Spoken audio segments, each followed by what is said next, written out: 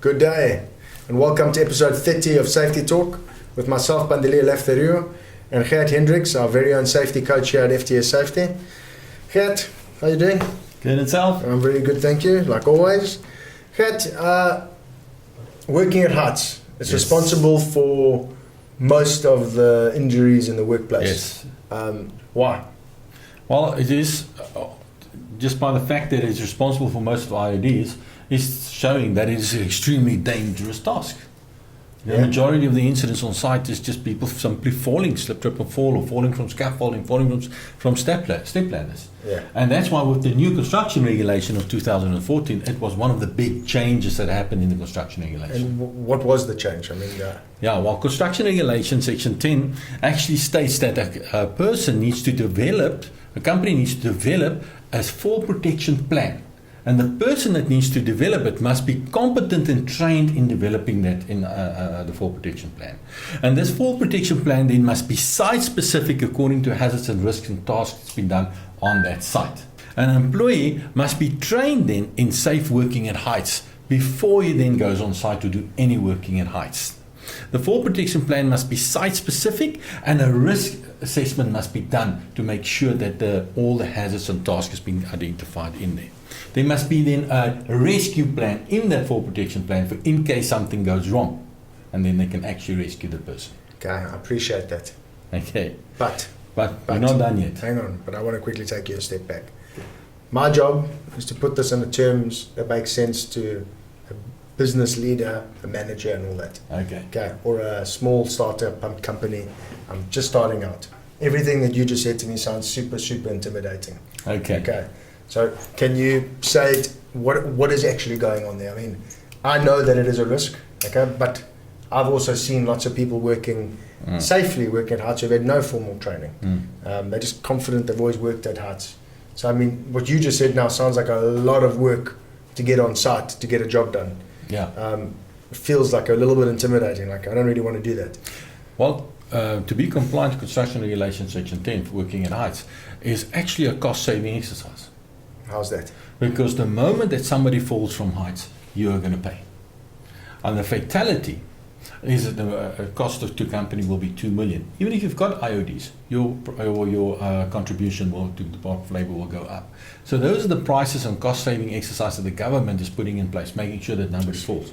And even if somebody falls, I never even thought of a death. That's actually true. So yeah. People are dying. I thought basic injuries, broken arms, and ribs. Even in the broken arms like that, you are now got a bad reputation with your client. They're not the preferred supplier anymore. You've got 2 or 3 days off site with that employee. If it's a broken arm, it's going to be most probably the whole site. So let's talk about that workplace plan you spoke about. Yeah. Okay, so to say it in terms of basically what we're saying is before you go on site, yes, doing a pre-inspection, I walk around the premises. Yes. I see what are the risks. Are we going to be cutting a tree? We're going to be at that height. If we fall, there's concrete, there's a pool. That's it. So there's falling to death and damage, possibly drowning if someone falls in the pool. That's it, yeah. If I'm going to be connecting, where am I going to be connecting That's the harnesses to? If there's nothing to connect, coming up with a plan. Am I going to be putting a rope access? Where am I going to be securing that to? That's great. So when we break it down, it's actually not as intimidating. I mean, because you say it as if it's not a big deal, but if someone hasn't done this before, it does feel intimidating. The act feels intimidating when we don't understand what the tasks are. So can you maybe give me a little bit more? I mean, I've just touched on a few things, but is it as simple as I'm making it, or is it actually a little bit more is simple? Because we have been working at heights from children, going on jungle gyms and stuff like that. So we have got some skills. Okay, I suppose that's true. Yeah. Yeah. I've climbed a tree or two. The difference is when you are a child, you don't work while you're climbing a tree. That's true. You understand? So your now your job is to climb the tree. Your job is to climb the tree. So now you need and to. And your bones are flexible. And you recover quicker. Yeah. So now when you're working at heights, it's to get to that heights and then securing yourself to work. And you know what? It is actually not rocket science. There is so many common sense way that the supervisor needs to sit down with the fall protection plan developed and say, we're going to, at this scaffolding height, we are going to do some plastering and skimming. So please, what can we do to work safe?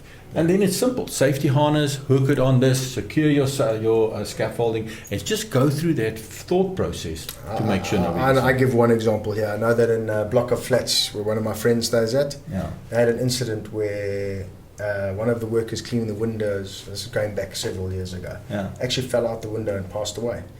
And thereafter, there was a big thing. I think it happened in Berea a couple of years ago. And then thereafter, there was this big drive on that. And all that they ended up doing was in front of every window, they screwed a little metal circle. A life hook. A life hook on, so that when the people are cleaning the windows, they can just click in, lean out the window, in touch with in the event that they fall, they're not falling to their death. That's it. Okay.